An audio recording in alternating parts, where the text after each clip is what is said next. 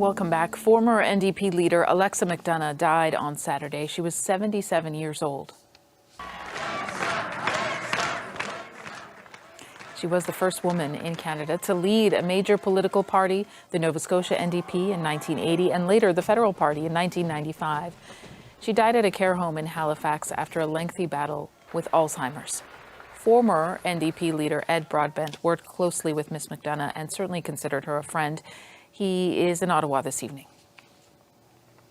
Well, first of all, sir, I want to extend my condolences, our condolences to you. Well, thank you very much. She was an outstanding woman, an outstanding political leader. How did you first meet Alexa McDonough? What was your first impression of her? Well, I don't remember the precise meeting, but I remember certainly the location, which was in Halifax. And the woman I encountered then was the woman that revealed herself throughout her life. She was the real McCoy. She was warm, she was generous, she was intelligent, she was principled. She was all those things bundled into one cuddly human being. I don't know anyone that had any animosity towards Alexa as a person. She was important. She was impossible to dislike. She was also, it's worth repeating, the first woman to lead a major political party in this country, the Nova Scotia NDP, then later on the Federal Party. How do you think she helped open political doors for women and other groups that were traditionally shut out of politics? Well, I think she opened the doors to women by being what she was, as I've just described, a kind of warm, generous person. But she didn't leave it to happenstance either. She reached out to women. She was a political leader for all of Canadians, but she had her heart particularly in gender matters and the inequality that confronted her. But she didn't complain about that. But what she did do is wherever she encountered gender discrimination, whether it was in the laws of Canada or in the washrooms of Canada, she confronted it and worked for change. You said she was instrumental in growing the Federal Party. Tell me how she did that. Oh, she was. Well, there's no question at all that she had made a big impact in provincial politics throughout Nova Scotia and beyond in the Maritimes. But her personality, her warmth, her generosity were just natural ingredients for a party that wanted to make inroads. She overcame, if you like, certain ideological barriers that people might have had for the first time who hadn't voted for the NDP. They could see in the personality of Alexa a warm and honest person. And that made a big difference in being able to spread the party.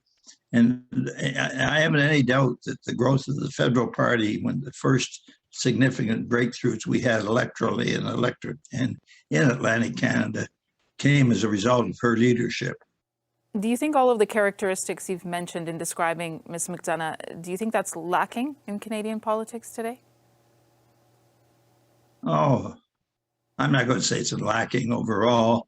I can't think of any one person, however, that I would name who, now that you raised the question, who embodied all those qualities the way she did.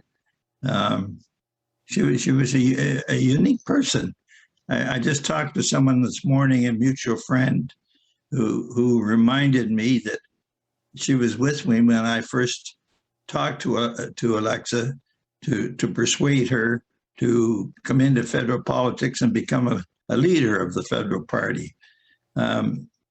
She just had this impact. So this friend felt she had to phone me this morning to talk about that, to talk about Alexa, because she was so motivated in her own life by the excellence of Alexa as a human being.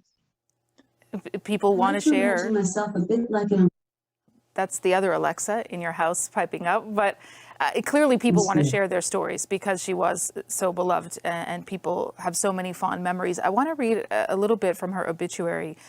"We need Canadians to know that Osama is a Canadian name," Alexa told the hushed House of Commons in 2001 in the wake of the Islamophobia that followed the 9/11 tragedy. That, quote, "Muhammad is a Canadian name and that worshiping in a mosque is a Canadian tradition."